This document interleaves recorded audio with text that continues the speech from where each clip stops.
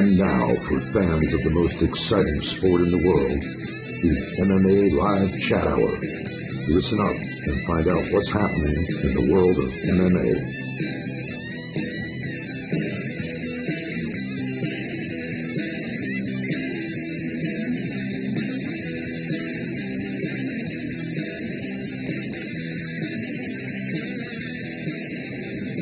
Hello and welcome to the MMA Live Chat Hour. I'm Rich Davie and it's Wednesday, January 22nd, 2014. On today's show, we'll be talking about marijuana as a PED, Chris Leben retiring, GSP versus DFW, Hendo signs a 6-fight deal, and more than likely, we'll talk about a couple of other MMA-related topics as well in the Final Thoughts segment.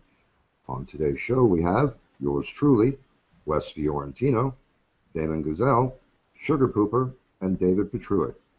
Thanks for taking part in another show, guys. Appreciate you all taking the time to be here. Go ahead and say hello to anybody that might be listening. How's everybody doing tonight? How's it going, Wes? How's it going, everybody else? Great. How's everybody doing? Hey, what's up, everyone? Okay, guys. Thanks again for being here.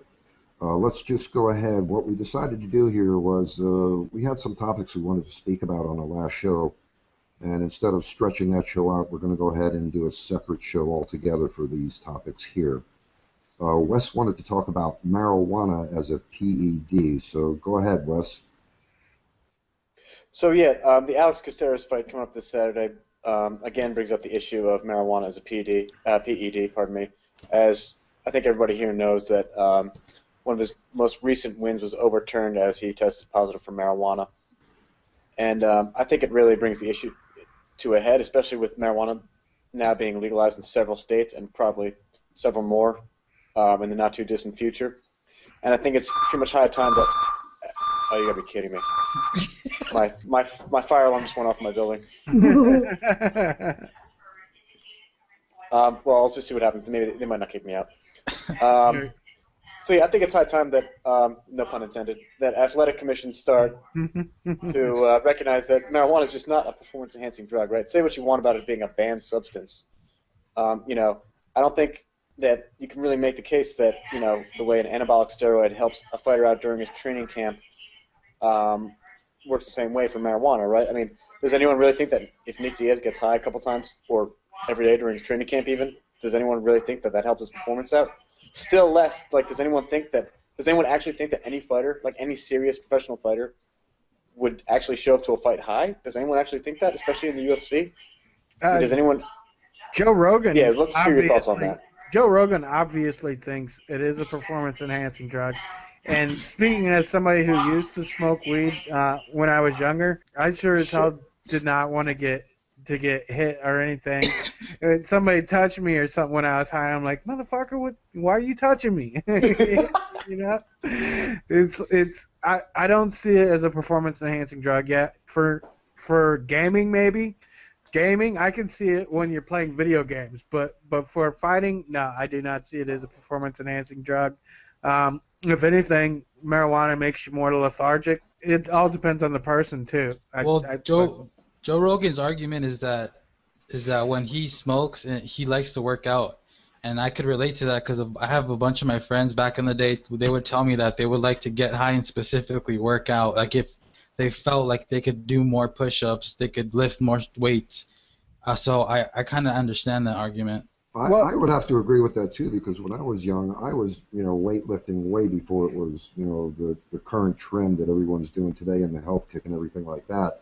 But when I was younger, I too smoked marijuana, and I used to love to lift weights after I got done smoking. So, you know, I can see that. But in addition to that, there are different strains of marijuana where, from what I understand, you have sativa and indica, and they give you two different kinds of highs, where one actually, you know, makes you want to chill out, sit down on the couch and watch a movie or whatever, and then the other strain would actually, you know, give you more energy and make you want to do more. So, you know, I'm not a real knowledgeable guy when it comes to different strains of weed, but that's my understanding of that. There are two types that, you know, one is, you know, actually will make you chill out, one will actually, you know, get you hyped up. So if any of you guys know more on that, appreciate it if you would enlighten us. I did have a buddy in high school that was actually like Mr. Teen Bodybuilder. He won a lot of events, and he actually said he smoked weed to make him tired for when he was working out because the stress that it put on your body to actually push more would actually help build the muscle better. So I mean, it is possible it could be a performance enhancing drug by building muscle, but as in, you know, I mean, if you look at it that way, what about people taking protein shakes and stuff to build muscle? Exactly. Yeah. I mean, compare that to HGH or any anabolic steroid, right? Those are literally designed to stimulate muscle growth. Yeah, I don't see it. I don't see it anywhere near the level of being a performance-enhancing drug on the level of steroids, TRT, or anything like that. And as Wes mentioned earlier, being now that we have 2 states in the U.S. that have actually legalized recreational marijuana, and I believe Maine is also on the list as well for legalizing recreational marijuana, and I believe we have like 23 states in the U.S. that have legalized medicinal marijuana. So the athletic commissions are going to have to actually acknowledge that, and there was talk a little while ago about them raising the levels of acceptable levels of tetrahydrocannabinol. I heard they did already. Yeah, I thought Nevada did that. Yep. Yeah, Nevada did make a ruling on that. What cracks me up too is that Nevada, aren't they like really strict on marijuana to begin with? Isn't it a felony to possess in Nevada? I think they have they have medicinal now too. Okay, medicinal. Well, I know they used to be really hardcore. Yeah, jump in on this. To my knowledge, the only medical or any kind of knowledgeable use that we would have of marijuana in any kind of medicine is for killing pain. So as far as it being a performance-enhancing drug, I don't really see that. I don't think it can actually help the athlete perform better for said event. As far as marijuana being used for the alleviation of pain, what I have heard is that weightlifters and combat athletes use it in training to alleviate the stress that they would normally feel when they're working out their muscles hard and they get a tear in the muscle in that way. Or I guess if, say, a fighter was using it, maybe it would make them less timid or feel less when they're getting struck or hit. So as far as I know, that is the only usage of marijuana being a painkiller. I've never heard of any other medical use saying that it can help an athlete perform better, just as it being a painkiller. So I can see the actual reason why they would not want it to be used for in professional athletics being one. To me, it really states a bad example for a professional athlete that would be using marijuana, even especially where it hasn't been decriminalized, and also in the aspect that it would be alleviate an athlete of feeling pain that they would normally feel during training or normally feel during a fight or any kind of athletic event where the athlete would endure any kind of pain. So. Yeah, but doesn't the NFL, won't they give you hydrocortisone shots and stuff like that to alleviate pain? Yeah, I think the UFC does that too. I think Dennis Holman had a cortisone shot in his arm the one time when he showed up.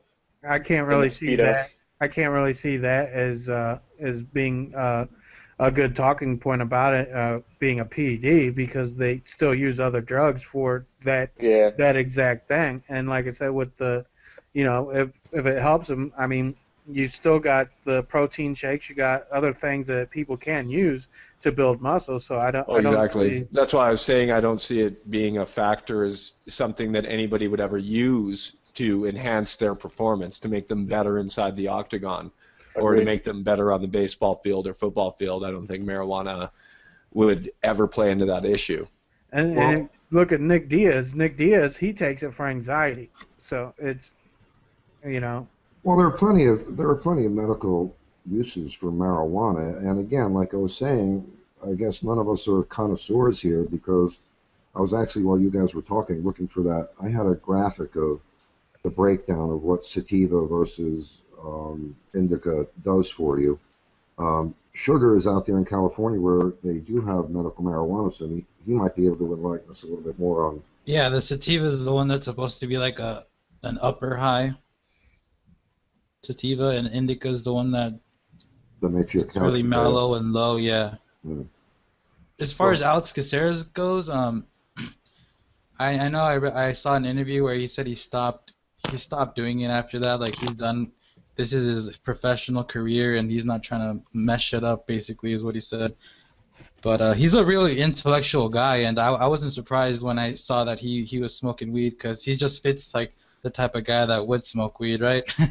I think a lot of people in America do smoke weed. A lot of people probably don't admit it. And again, with the revenue that's going to be generated from not only medicinal marijuana, but now we're talking about recreational marijuana. When the states see the revenue that's generated by that, you're going to see states jumping on the bandwagon, because here in America, we're being taxed to death. And you can't keep on raising the taxes, because it's to the point where you might as well be working for the government and the state. So they need to seek out additional sources of revenue. And I can almost guarantee you we're going to see a lot more states not only using marijuana for medicinal purposes and legalizing it for that benefit, but also recreational, because we're talking billions of dollars in revenue. Yeah, I think Colorado and Washington, hopefully them two are going to show exactly how much money can be brought in taxes.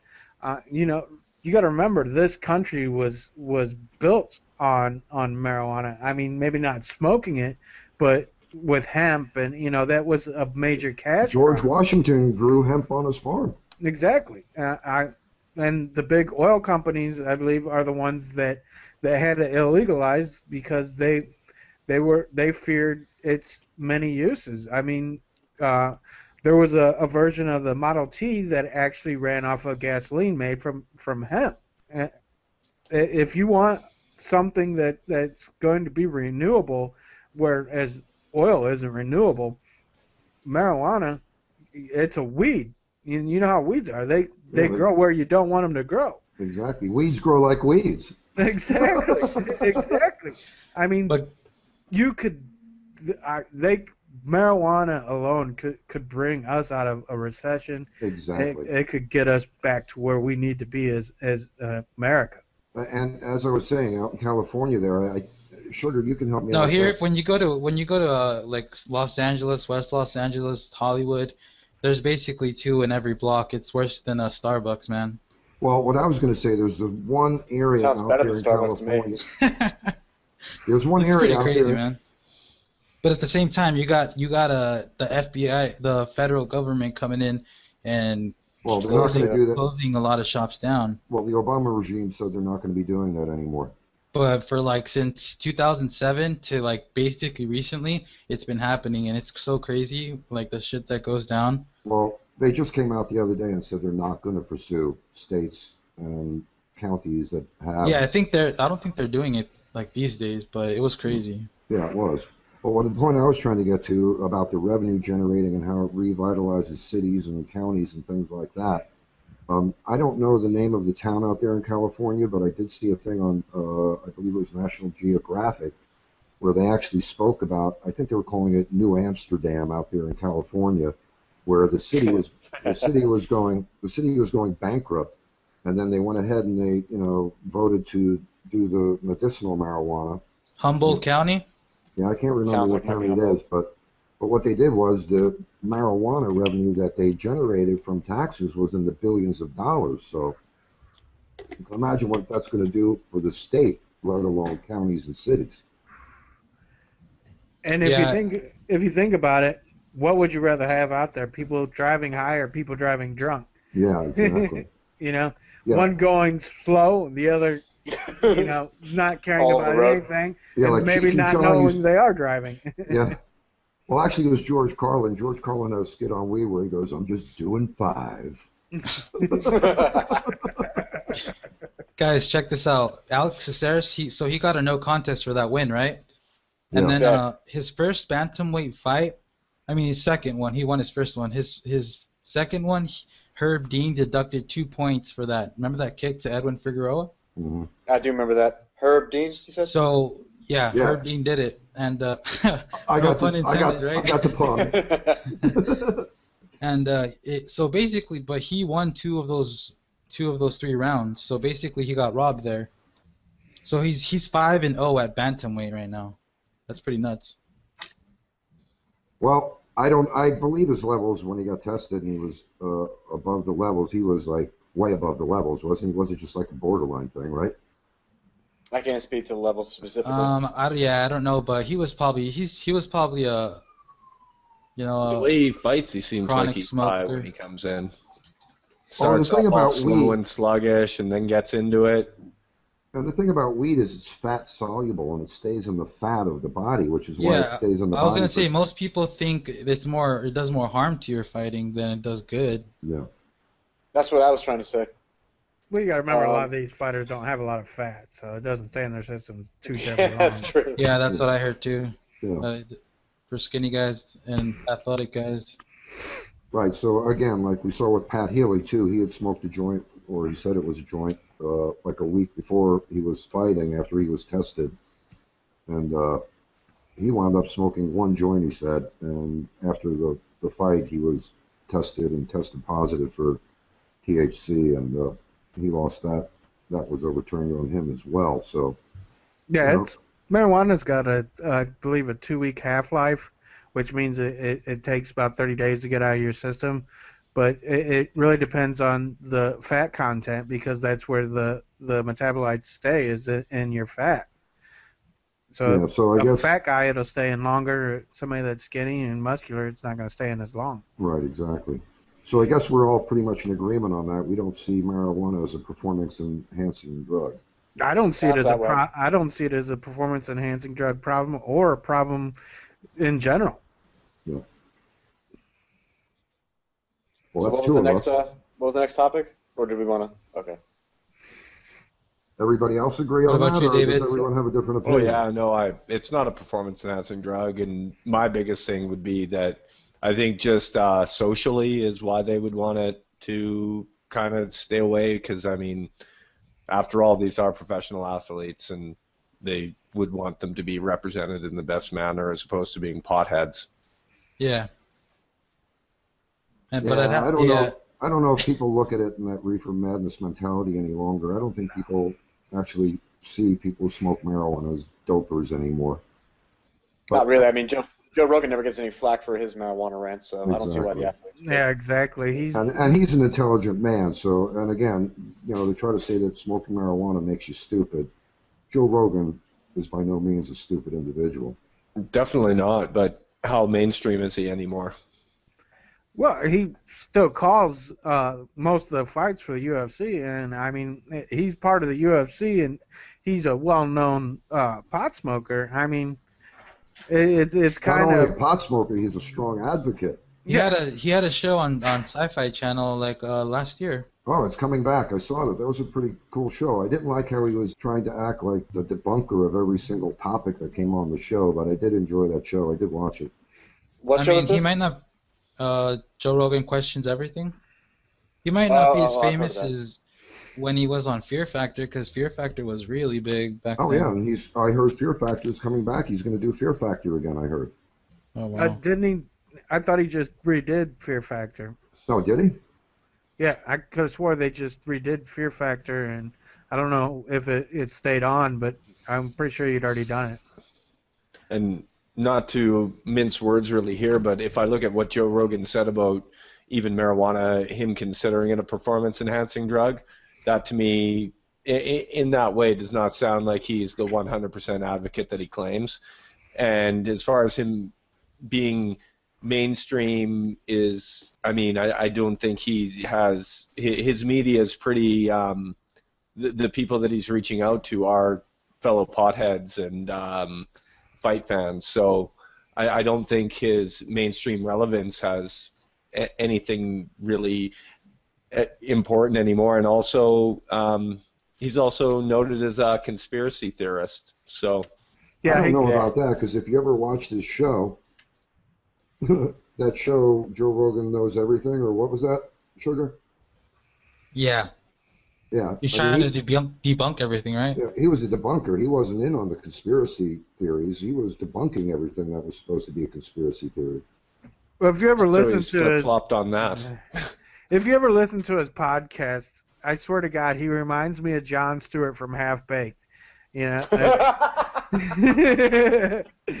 Have you ever seen the back of a dollar bill? Yeah. Have you ever seen back it on on weed? On weed? He used to be like, apparently he changed his way, but that's what he used to be like. He always seemed like he had something to say about something. Twitter feed, because I see people sending conspiracy shit to him all the time on Twitter, but I don't know. Always. I don't know if that was just for a show, so we'd have topics for that show, but. I think he announces UFC fights high sometimes with some of the stuff he says once in a while, man. Oh, like, so-and-so is the best. That's what I do not take him. The only thing I take him as is an entertainer. That's it. That is it. I love Joe Rogan. He knows his MMA. Same here. Absolutely on news radio. I love Joe Rogan, but I do not like his comedy routine at all. Yeah, I don't think he's that funny. I mean, he's made me laugh, but I don't think he's that funny, to be honest. No. I would Some actually of the stuff he says is funny. His His delivery is pretty weak. Yeah, he wouldn't make a comedian. Have you seen his act? Yeah, I've seen it. Yeah, I've seen it. I believe it's still on Netflix. I'm not sure. You'd have to check. There's the one joke I heard that I thought was really funny was when he was like, he said, when you're out with their girlfriends and you see a fat chick like in some really skimpy clothes and all the girls are like, oh my God, what is she thinking? And he's like, well, I know what she's thinking. It's kind of like the back of the theme park, there's no line. may not be the best ride in the park, but there's no line. Yeah, some of the stuff he says is funny, but overall, I don't really find his act all that entertaining. No. Yeah, I could agree with that. I tried to watch his new special, and I wasn't a fan. Yeah, I watched that one with monkeys. Yeah, that's what I'm talking about. Yeah. I don't even know what that is. Yeah, that one it's a comedy show. I think that one might be on Netflix still. Yeah, that one I didn't find amusing at all, nor entertaining. Yeah. But I do love Joe Rogan. Yeah, so do I. I love the guy, but some of the things he says, like marijuana being a performance-enhancing drug. When he's trying to be a comedian. Yeah, so that goes to David's comment, because that Joe thought it was not a performance-enhancing drug, right?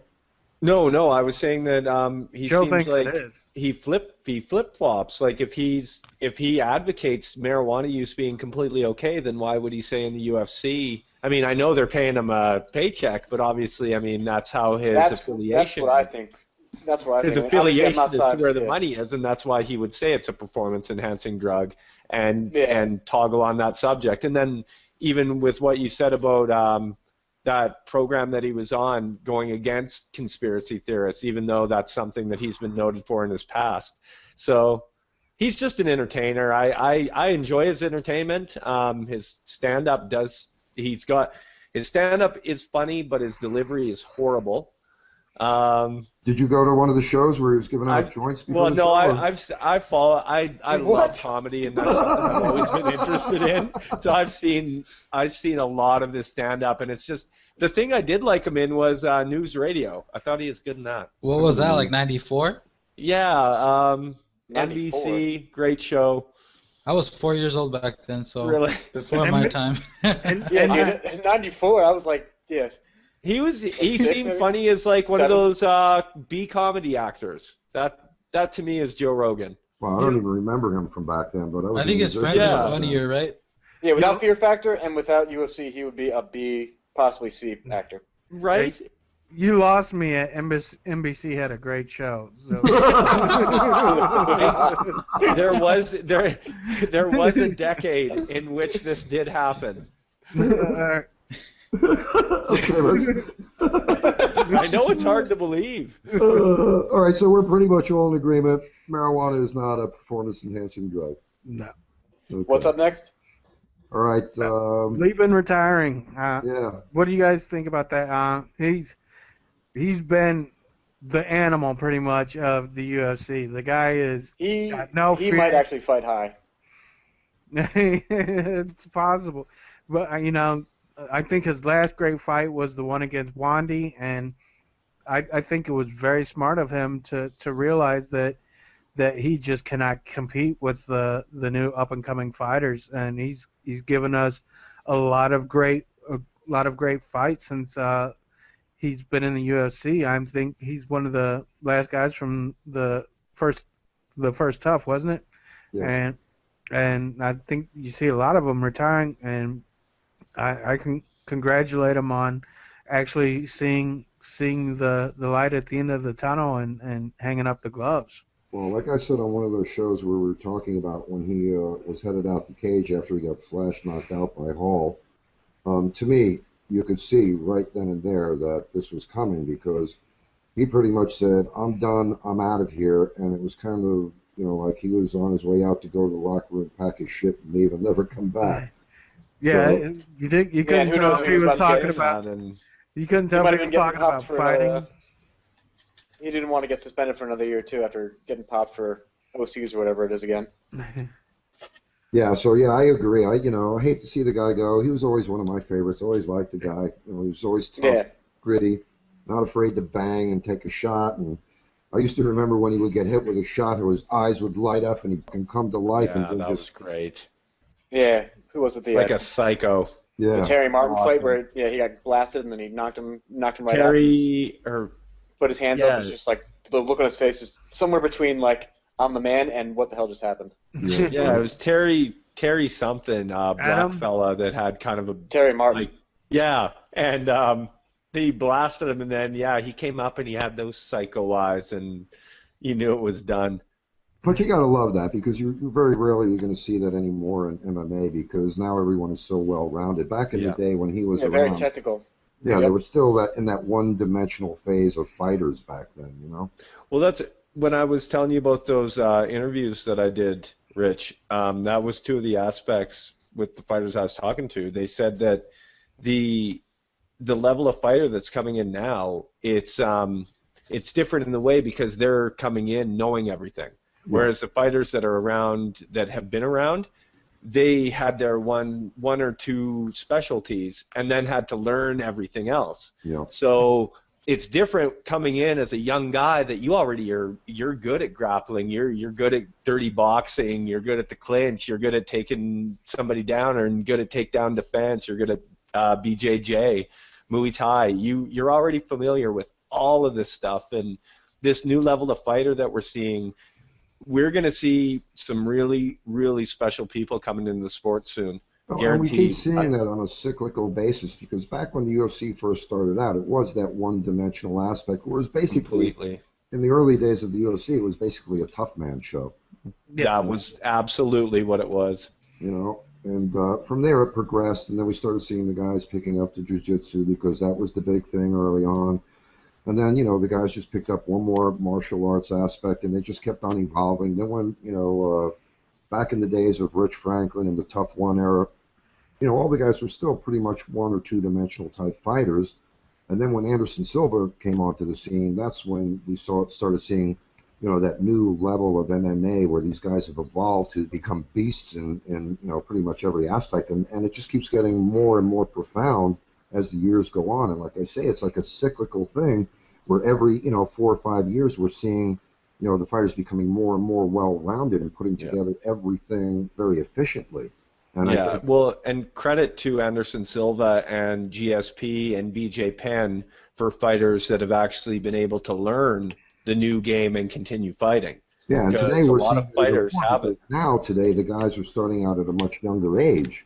Yeah, with everything. Yeah, they're growing up with mixed martial arts from the very beginning and not having to add to their arsenal. Yeah, and that's what it's called now, though. They're not going into a jiu-jitsu class. They're going into a mixed martial arts class. It's everything all at once. It's not the taekwondo or karate we used to see in the 80s and late 90s. And, I mean, the sport now since 2000, mid-2000s, there's been MMA schools where that's all that it is. They have specialists in all those areas coming in wrestling, jiu-jitsu, Muay Thai. So these kids, and the way you are when you're young, your mind is so different when you're young. It's like a little sponge. I was just going to say that you read my mind. Yeah, when you're learning something when you're young, it's phenomenal. That's why Chris Weidman was able to implement a technique he had never used before, that destruction leg block that he used. Weidman's still a young fighter. The stuff that he learns and the stuff that Weidman's going to be able to pick up in the future is going to be phenomenal. I think Weidman actually is that champ of the future early on. Like, same with John Jones. He just a sponge. It's interesting that you also you mentioned Anderson Silva, GSP, and BJ Penn because, you know, right around 2006, 2007, we saw one era of MMA pretty much come to an end. You know, the Chuck Liddells, the Vanderlei Silvas, the Randy Coutures, you know, they all kind of fell from their thrones. And now in 2014, we're seeing that happen with those guys. I mean, BJ Penn, I think we can agree, has been on a downward skid for a while now. Only the three fighters that carried on were BJ Penn, well, to carry on successfully, and BJ Penn kind of questionably. But, yeah, BJ Penn, Silva, and GSP were the only fighters that were in that era prior and carried on to the new one, and now they're done. Yeah. Well, they started out prior, but I think that their real heyday was in 2007 to about now, right? I mean, seeing the new just their styles, I think, are representative of a different era of MMA, right? I mean, you got Chuck Liddell's the classic sprawl and brawl, they evolved. Right? They evolved. If it wasn't when Anderson Silva got picked up off his ass by the Nogueira brothers when he was fighting in Pride, and Anderson Silva hung up his gloves, and the Nogueira brothers picked him up off his butt and basically taught him jiu-jitsu, which Anderson was a Muay Thai specialist before, and this jiu-jitsu thing that they taught him, and if it wasn't, apparently according to Anderson, if it wasn't for the Nogueira brothers, there would never have been the Anderson we saw. Absolutely. He couldn't get any fights in Pride after he left Shooter Box. Yeah. He was technically a purple belt, but I mean, there's purple belts and then there's purple belts, right? Yeah. Yeah. Exactly. I mean, that's one of the things too. I think is kind of funny is you got people that train MMA now. They call it. You hear kids that, I train MMA, but they're getting belts and Brazilian Jiu-Jitsu and stuff like this quicker than an actual Brazilian Jiu-Jitsu practitioner would actually earn a belt. I mean, some of these belts, I'm wondering when, how long would they really take to get it? Because in traditional mixed martial arts, a lot of those belts to level up, you have to do 2 years of the styles, the forms, and everything else to actually get the belt in that. Yeah, and you don't just get the belt by training under the tutelage of a sensei or. They do award for fights though. Right, exactly. And Frank Mir, there was a couple other fighters who in the UFC, after they, broke an arm or got a submission, they were awarded, the next level of the belt. So, yeah, you don't just get that for not having fights. You actually have to have fights in order to progress in the belt progression. Well, if you want to go broken arms, then Frank Mir should probably have a red belt by now. But you know what I mean? So, like, Anderson Silva is obviously a very technical Muay Thai kickboxer, right? So it's even then it goes to show like guys who are just coming up now are further ahead of him in that regard. That they're not training Muay Thai the way that Anderson Silva used to train pure Muay Thai, right? Like take a George St-Pierre, he never did any wrestling in a day in his life really. He never did high school or college wrestling, and he goes out and tosses Josh Koscheck around like a rag doll, right? And it just goes to show that he trains wrestling for MMA and he has the athleticism and the physical ability to do that. Yeah. And the mental drive and determination. That's the point I was alluding to with the fighters of the past, those being the only fighters that continued on because they had the determination and the will and just that want to learn what the new game was. And GSP and Silva are two of the foremost examples of that because, I mean, GSP, he took it to the next. Actually, and GSP I would give credit for being the foremost example of that from someone that came along before. I agree with that wholeheartedly. The new game, but still is not good for the new fighter. The new fighter, these new fighters, they're scary. Man.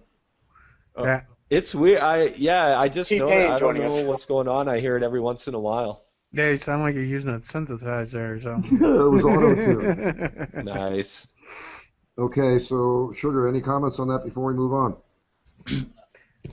I just think it's interesting how. By the way, props to Leben for a great career, but I just think it's interesting how like that Wanderlei Silva versus Chris Leben fight. I think it's really interesting because now who would you guys probably favor in that? 9 times out of 10, I think Wanderlei Silva wins that fight. He ran out there with his chin up and got caught. Yeah. Well, they were both. I mean, props they were to both. Leben. It was a great win. I've never seen Leben shocked like he was, because all of a sudden Wandy just came in there going like a maniac, and the look on Leben was kind of like, this is what I'm supposed to do. And he kind of had Leben on his heels for a bit, and then Leben caught him, and that's what it was. But And he held Well, they credit to both were Leben. holding each other, right, and doing uppercuts. I mean, it kind of reminded me of the old Don Fry fight. Oh my God, Don Fry and That was Takayama. Oh my God. that was such a fun fight to watch. I mean, But credit to Leben for that, though. You know what I mean? He had Wanderlei hurt, and he got the single collar and uppercuts until he went down. You know, that's not really what we see from Leben. That was a smart finish from Chris Leben. He knew to put him away before he came back and put him away instead. Yeah, I've just been thinking about like a potential rematch. Like before he announced his retirement, I was like, man, I'd like to see that rematch. But I don't think I would. See, and No, here's there's on a plenty of other small fights I'd note. rather see, to be honest. Here's on a weird kind of small note. In fights that I now see and I look back on Leben's career, he always came forward and he was the aggressor, even though at times he seemed to be a better counter fighter. I think the triangle over Akiyama is fucking great too as well. You know. Absolutely. He seemed Dude, to be a Akiyama better was so defensive gassed. fighter, even though he fought going forward. The whole career he fought going forward, but he should have been a defensive fighter because that's where he seems to have shined. Honestly. I think we can all agree that Leben didn't always fight to his strengths. No, definitely not. But he was a fighter. He was a fighter in the vein of Chuck Liddell, where he just went out there and blasted, like Rock'em Sock'em Robots. Yeah, but Chuck knew so how to much counter, fun to though. watch. Chuck knew that he was a counter fighter. Chuck was not afraid to move backwards. I mean, look at that last knockout of Randy Couture. He was moving backwards and just waited for Randy to swing, and he got there first, put him away. Yeah, he was. Yeah, I think he was trying to emulate him, but he just was not able to. He wanted to be Chuck Liddell, but he, as David was saying, he didn't employ the counter striking as he should have. Yeah, he emulated Chuck Liddell when Chuck Liddell got knocked out by Rashad Evans. Yeah, right. Unfortunately. And it is. It's unfortunate because I really think Leben could have been a next level fighter. I mean, look at the size of head that kid At least for has. his era. At least for his era, yeah. When you got power like that, if you can put some other tools together, it's going to make a difference. But he just and how never could you completed knock enough. him out? It was like you can only go into so many of those wars where you're standing and banging. Yeah. We've seen it over and over again. It happened to Chuck Liddell and so many other fighters. You're only going to be able to have so many wars like that, and then there's going to come a time where you're just going to get, flash knocked out over and again. Yeah, it's a young man's sport. The UFC isn't like the PGA. There is no senior tour. I mean, yeah. I was actually talking when we did the interview with Ken Shamrock. I spoke with him, and he was saying that he thinks there should be, a Legends division is what he was calling it. Oh, God. I mean, it wouldn't be bad, but, I mean, to me, I think that's more them just trying to earn a living after fighting, because especially Ken Shamrock.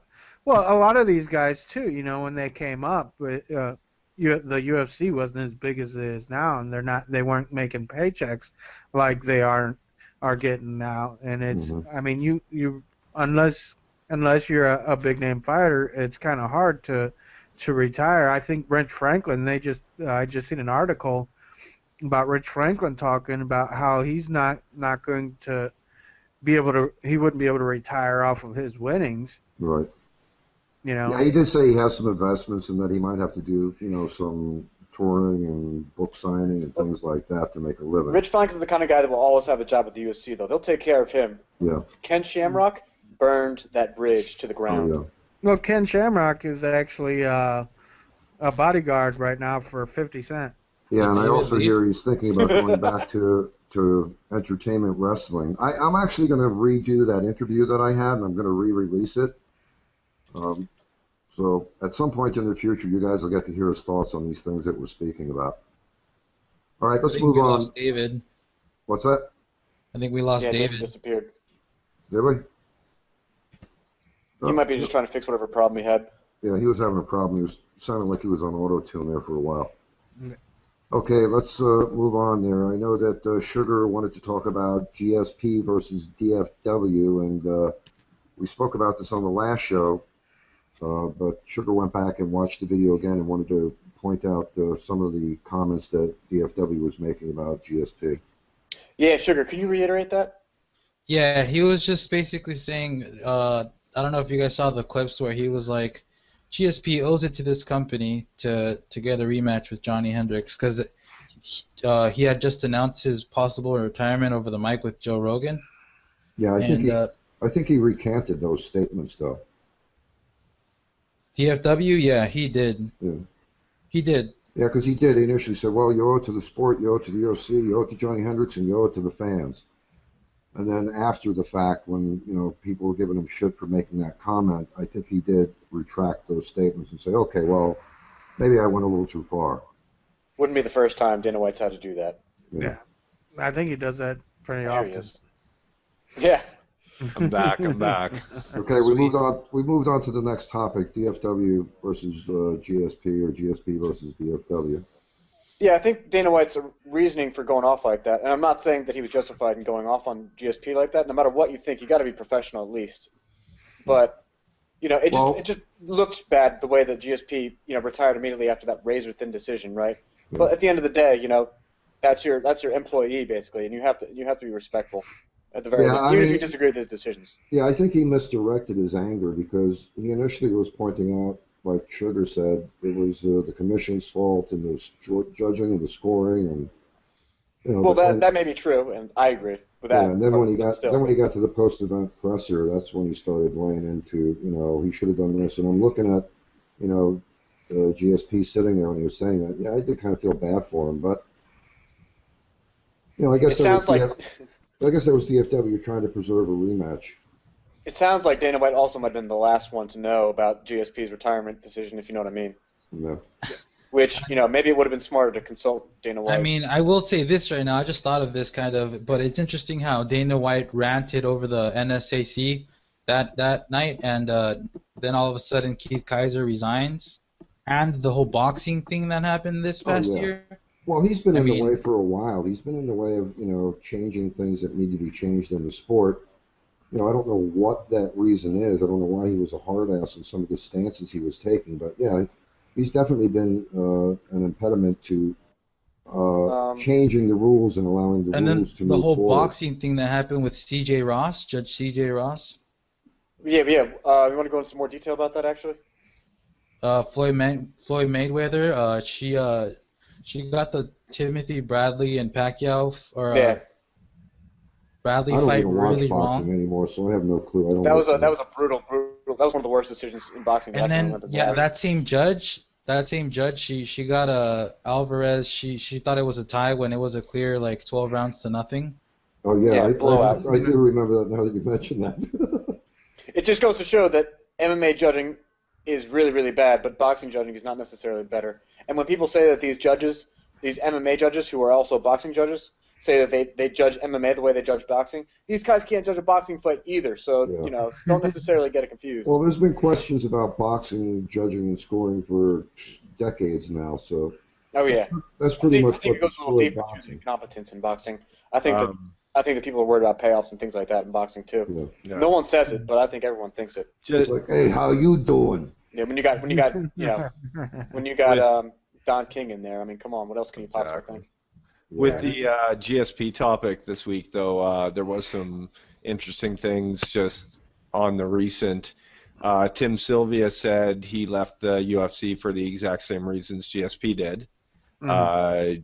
And also the president of World Series of Fighting said that he also agrees with GSP, and he thought Dana White was completely irrational and way over the top with his comments. So why did Tim Sylvia say he left the UFC? For the same reasons GSP did. Yeah. What was that? Dana White. Dana White and Dana White basically. Yeah, it was just Dana White. Yeah, I saw that. So basically, what this is coming down to, this conversation, is we're kind of saying that GSP was butthurt that DFW unleashed on him at the post-fight presser, is what it's sounding like. And that's just funny to me because Tim Sylvia went on to get $800,000 for his 36-second ass beating by Fedor. So it's funny to hear someone say that. I mean, you gotta admit though, that Dana White has been a hard ass on fighters, and I'm sure both of them are not the only ones that coming out of their career would. I mean, look at Tito Ortiz. He's had a problem with Dana White for forever. Dana White just seems to control things a little differently with different fighters too. Yeah, well, Tito's under a little bit of pressure now from Bellator because now they're saying that his contract is in question because of the DUI. So he might lose his contract over at Bellator. That's Tito Ortiz, Tito Ortiz is Tito Ortiz. Yeah, as like an aspiring journalist with the Dana White story, I think that, and I mean, especially, it's something that if I had the sources, I would definitely go after. But I mean, I would be pursuing this story about fighters and I guess even other promoters that would definitely have something bad to say, especially with such a high noted athlete like GSP saying the things that he has said. So I can tell you this, if you pursued that angle as a journalist, you probably wouldn't get any sort of press credentials to go ahead. No, I know, but that's what I'm saying, like something on the bigger level, like someone that, I wouldn't doubt that we would see a story in the future that would feature such athletes like Tito Ortiz and Randy Couture and Tim Sylvia and GSP and... Well, nobody says shit about the UFC until after they're gone and they don't have a contract with them anymore. So exactly. GSP left on his own. Yep. That's why it's so interesting because this guy's like one of the most famous UFC guys ever. Yep. Yeah, but he's also changing his story a lot. It's I got a personal issue. What was it? They have a monopoly. He had a problem with the steroids testing, and now it's Dana White. He was abducted by aliens and experienced missing time. That's what I'm saying. His management is horrible. His management's horrible right now. I don't think he's being properly managed. But as far as the whole UFC thing, like the UFC or Dana White versus George St-Pierre thing right now, I think we may see something come out of it from the aspect of Dana White made me quit kind of thing. He made from other perspectives. I think we may see something. Dana White doesn't have to make you quit. He can cut you. Oh, exactly. That's one thing. I think GSP's been wanting to retire, and I just think he's coming up with reasons too. I think there is some legitimate reasons with Dana White in the UFC, but I do agree with Dana White where he does say GSP owes them, maybe not a fight, but he does owe them because without the UFC, who would GSP be? Would you know who he is without the UFC? Well, prior to the UFC, definitely. He's a fighter I followed for a long time, and he's been fighting in Quebec, and he was Canadian. A champion here. Exactly. But you're Canadian. But that's he's what a worldwide star now. Yeah. I don't think this is the last we'll see of it though, with the allegations and the slandering, like the mud being thrown back and forth. I think we're going to see more of it and see something come to a head or something. I don't think so. I think that would be the worst PR move you could possibly make for yourself, especially when this whole thing was. I don't think it's going to go any further. There's nowhere for it to go. Yeah. No. Because, this whole thing that he came out with this new excuse was, to polish that tarnished image of what happened within his last couple of fights and, what DFW said about him in the post-fight presser and, I'm not even seeing those Nas commercials on TV anymore. But that's why I still think that they're going to try to still spin something positive on it. Wow, that would be dumb.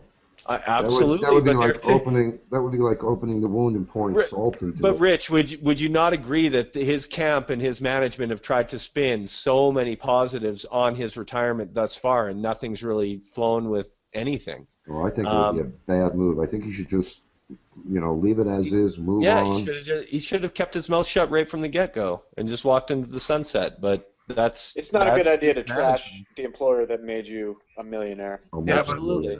But that's his management. They're idiots. I don't think it's just the management. I mean, the management only does so much. It comes out of the fighter's mouth that fighter believes it. I mean, there's something to it, but oh yeah, absolutely. But your manager should be there to tell you to shut your mouth. Exactly. You should be looking out for your best interests. Yeah, you shouldn't tarnish your own image, even if you are right. You still look like a squealer and something else, or or coming up with excuses of why you lost, because some people think it's that, and he's making excuses for his poor outings, his last fights, even though he won. The last one, judges gave it to him, the champ's edge.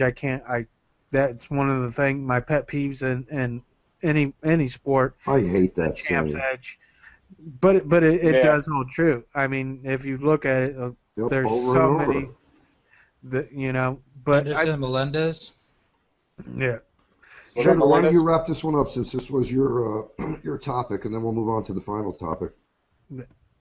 Yeah, I just wanted to say basically, it's immature and it's really fucking dumb to go out in public like this, but obviously, whether it's GSP or whether it's his management, they got something to say and they want to say it. Yeah. Okay, might be excuses, but... Okay, let's move on. Real briefly here on this last topic, I know that David wanted to talk about Hendo signing a new 6-fight deal, which is pretty interesting. So go ahead, David. All right, well, after watching the last fight where Hendo got completely train-wrecked by Belfer, uppercut off his feet and then head kicked unconscious for the first time in his career ever knocked out. I was really interested to see him so eager to sign a new contract and still want to fight. And I guess my whole thoughts on the subject was, I mean, a fighter of this age, he's going into his 40s now. I think his next birthday he turns 40. A fighter of his age, I mean, is there any chance that a guy like him could ever pull off a couture? Well, I find it shocking that at his age he was offered a 6-fight deal, but I know the reasoning behind it. It's to lock him up so they don't lose a big name fighter. Yeah, we're in a new time where GSP and Anderson are gone, man. Yeah. They need they're fights. losing all their big name talent. So are they going to let Dan Hendo, go over to Bellator or WSOF? No. They'll swallow him up. They don't care how old he is. Any one of those organizations will take him. Exactly. Yeah. He's still tough as hell. That's the thing. That's why before we had started this show, when we had first brought up the subject, I was saying, is it so he can be around for these kind of like super fights that hopefully that next fight against Shogun will be that same kind of match it was before. And I think we're going to see several fights like that. Yeah, that's Shogun. I'm trying to think of other sort of maybe possibly either over the hill or just. Never going to quite make it to the top kind of fighters. Maybe some heavyweights. Maybe a rematch with one of the Nogueiras. Yeah, the super fights that they were looking at prior to GSP and Anderson Silva leaving were fights that people actually wanted to see when you're talking about some of the fights that they were mentioning. But, now they've taken like a step or two down as far as what they're going to probably call super fights now. I'd love to because there's so many cards. Hendo Nog would be an amazing fight. Either one of them. They both have wins over him in the past. Yeah. So either one of them he could do a rematch, or both. Yeah. They could tag team him. Who knows? That would be awesome. That would actually. Do you know what? Now I'm. At first, I was a little bit not excited about this deal, but now thinking about the fights that they could have as prospective fights for Hendo, actually, I'm a little bit excited, thinking that maybe they will have all these big name guys, and it can be a final showcase of. Hendo before he walks into the sunset, I guess, and hey, when did Dana White join us? No, I know exactly what you mean, man. I'm just kidding. Yeah. I agree. I kind of think it is a retirement contract. I think I don't think he's actually going to fight the 6 fights. You know, he's an old guy. It takes a while in between fights to fight. I don't see him fighting 3 fights a He's year. on guarantee, guys. What is he, 43? 43? I think he's upwards of 40, actually. Is he in his 40? Holy Toledo. Oh, yeah. Okay, there you go. I think he's 41. He's 40. Okay. Let me look it up. Yeah, I mean, to look at it from Zuffa's standpoint, you know, they don't want him going in there and fighting Rampage Jackson in a rematch in Bellator. You know what I mean? That's like tailor-made for a Bellator. Yeah, you know what? I guarantee I would watch that card. Exactly. And the UFC knows that. The UFC knows that. I was going to watch the Rampage Tito Ortiz fight. You know what? The only Hendo Strike Force... I watched very limited Strike Force, and most of it was just out of like weird circumstance. But the only Strike Force event that I actually planned to go out on was when Hendo fought Fader. Oh, yeah. That was the only one. And I was like, I have to see this fight. Strike Force wasn't really interesting until they started picking up all the ex-UFC fighters. Then it became interesting. Yeah. I always thought it was a good regional show. It's when they started to pick up those ex-UFC fighters, and when they started to get big, that was the beginning of the end. Because I actually enjoyed WEC even more than Strike Force. What's that? The WEC, I enjoyed that a hell of a lot more than Strike Force. Oh, they had some great fights. See, towards the end, Strike Force, their decision making was horrible. How are you going to tell me that Herschel Walker is going to fight on the main card, and you're going to have, and you're going to have Luke Rockhold or what's his name, Fancy Pants, Lyle Beerbaum on the undercard? You know what I mean? Yeah. Or Kim Couture on the main card.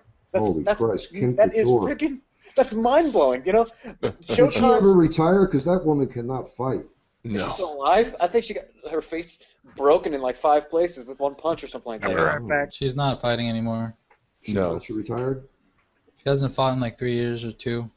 No, she was a champ. Yeah, I think it's been... She was a champ. I don't think she's ever fought since the beginning of her career, if you know what I'm saying. Well played. Yeah.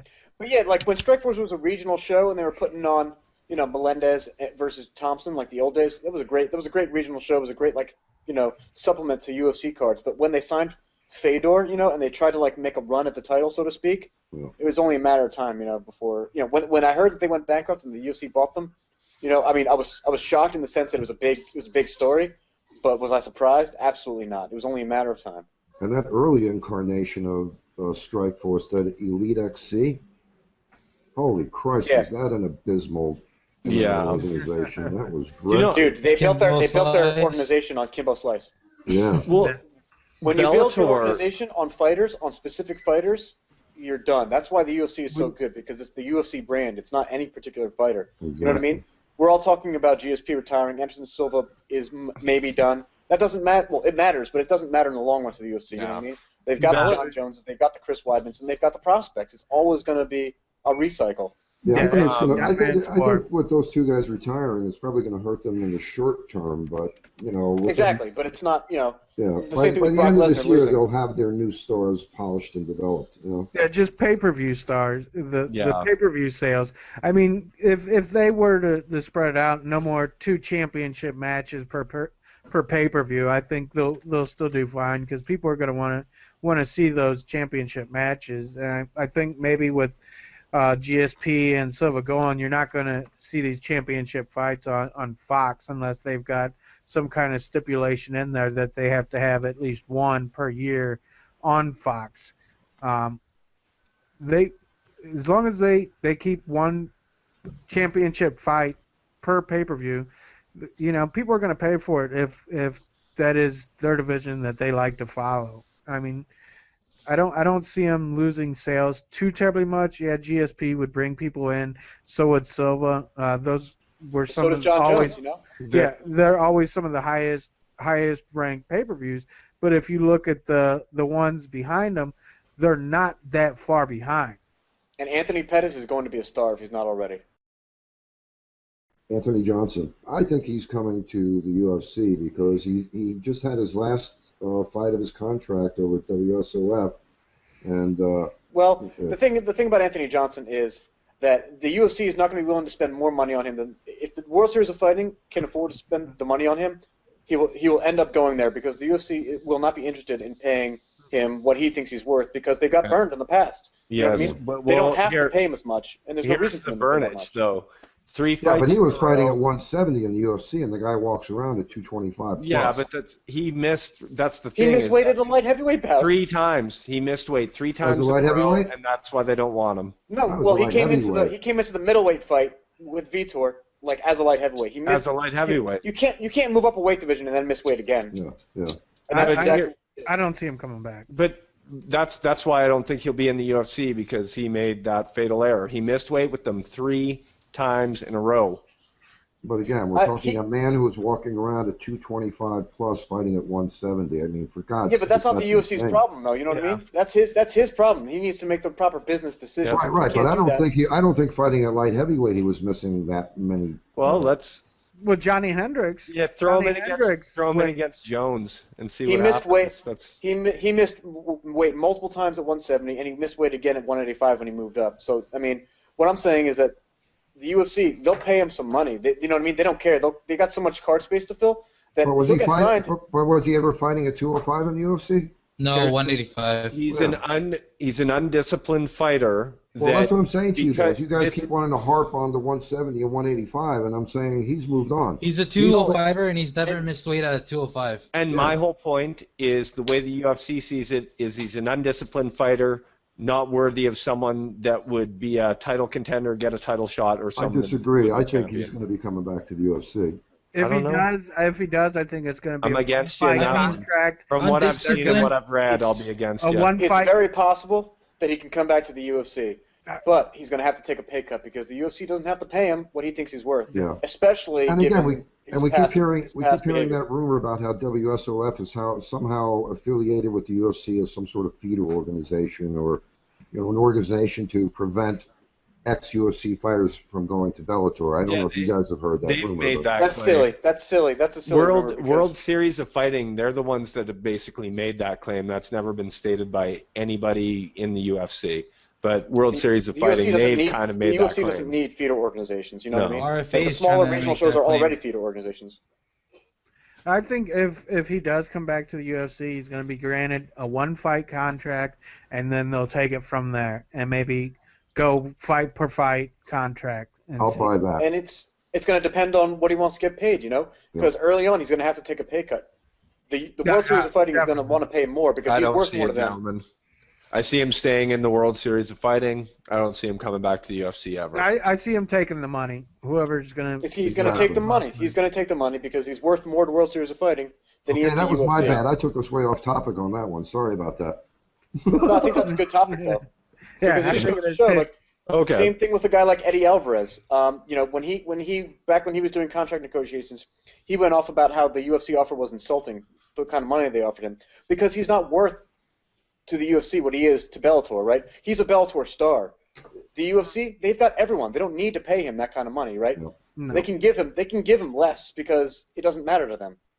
Yeah, which makes you kind of question. Okay, well, doesn't matter. I mean, all those reasons that we're saying here that he's not going to come or he is going to come is pretty much the same thing we were saying about Hendo. You know, they're signing Hendo to keep him from going elsewhere. You know, so exactly. It's pretty interesting. So we pretty much all agree that Hendo is actually being given that 6-fight contract to prevent him from going elsewhere.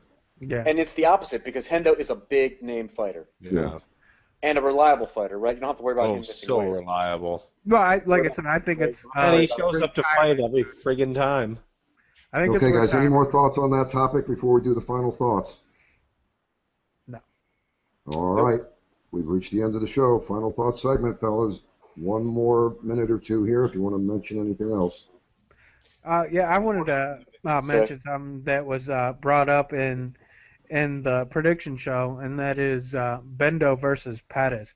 I do not see them letting Hendo actually fight Pettis again for the belt, simply because he's lost to him twice, and there's just not a big draw. I mean, Hendo would have to fight I don't know how many guys if Pettis stays on as champion before they're going to give him that fight again, because it's kind of like JDS versus Kane. You know, Kane destroyed JDS those last two fights. yeah, JDS is #1 contender, but if you put him in there again, it's just going to happen again. Yeah. I don't see Hendo actually going up against Pettis. I think Pettis would have to lose the belt before he gets another title shot. Yeah, I love Hendo, but I agree with you. I don't see. I'm going to have to disagree there. I do. Obviously, he has beaten him twice before, but one, the first fight was in the WEC, and no matter what you say, the fact that it wasn't in the UFC makes all the difference in the world. And two, it's not the same situation as Kane and JDS. These guys are pretty evenly matched, and although I'd probably favor Pettis in another fight, I wouldn't be surprised at all if Henderson was able to take it to him and take the belt. I think another reason for it too is how Hendo became in the championship fights. I mean, it almost seemed like people wanted him to lose the belt because he became so safe.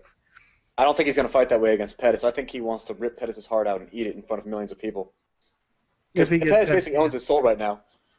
Because didn't Dana White say something after that fight that there's not going to be a rematch between them two? Yeah, we've heard Dana White make comments like that before. Yeah, I'll take his word with a grain of salt when it comes to things like that. Yeah. Because that would be a big fight. That would be a big money fight. I mean, my thoughts on this are that Hendo could get the title if he were to win 3 to 5 fights. And is he the type of fighter that could get 3 to 5 wins? Yes, well, if he blows through Josh Thompson, who else does he have to beat? Nobody. If he improves. Josh Thompson was supposed to fight Anthony Pettis. This is exactly. That's what I said at the start of the last show. And here's the thing: if he wins impressively, guaranteed, Pettis is his next fight. I mean, he's already beaten Gilbert Melendez, right? He's already beaten. Did anybody hear anybody say Dana White saying there will be no third match? Did anybody hear? I even heard Pettis say after the fight there's probably going to be a third match. Well, those are two big star names that are now at the top of the UFC. So yeah, DFW is not going to shoot that down. But no, I don't know you guys. I mean, Dana White never said anything against it, even though Pettis has beat him twice. Even Pettis himself said after the fight there probably will be a third fight. And I don't know about you guys, but I'd watch those guys fight 8 times. I don't care. Hell yeah. Same thing with Kane and JDS. Oh, JDS. I'd watch Kane and JDS fight like 8 times. JDS is coming back.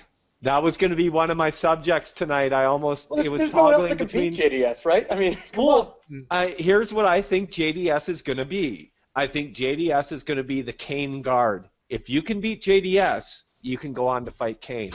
But that's the horrible situation of it. It's like Rich Franklin, circa 2007, 2008, right? He could beat everyone except Anderson. Yeah. But except that I think that on any given night, I mean, obviously Kane is the greatest heavyweight in the world, probably one of the top fighters in any weight class. But I mean, JDS is just a guy that I would love to see him fight. Oh, I love both of those guys. So much fun. JDS, but I have no interest in seeing them fight a fourth time. No way. No. I don't mean to say that I want them to fight again right now. Neither do I. But is JDS the kind of guy that could get 5 wins in a row in the heavyweight division? Yes, he is. Yeah. Yeah, because no one what are you going to do? And so you're going to have to give him the fight. I mean, I'm just not. I'm saying, I don't see a need for an immediate rematch. Yeah, like you're saying, let him go out and fight 3 or 4 or 5 more fights, and yeah, that's the thing with that's Hendo, what I'm saying. He's going to have to fight that many fights before he gets the fight. With Hendo and JDS, we're talking about guys that could do that. So the answer is, I think rematches are possible. Well, yeah, I would be more happy to see the Hendo Pettis rematch than I would to see Kane JDS. Yeah, exactly. Well, another thing to answer your point, Sugar, the thing about winning 5 fights for JDS is that the way the UFC matchmaking works is they're very intelligent about guys like JDS. That we're not going to see the Travis Browns fight JDS right now. You know what I mean? Mm-hmm. They're not going to put a potential title challenger against the guy who's going to beat them. You know what I mean? Because he's already lost twice now, pretty decisively. So you're not going to waste a good title fight. You know what I mean? On a fight that and send them back down the ladder. Yeah. Exactly, on a guy who's already lost to Kane and will probably lose again, right? They're not going to do that. And they didn't do that with Rich Franklin either back when he was sort of like the Anderson keeper, if you wanted. Yeah, he was actually forced to go to another weight division, so he didn't have to fight Anderson again.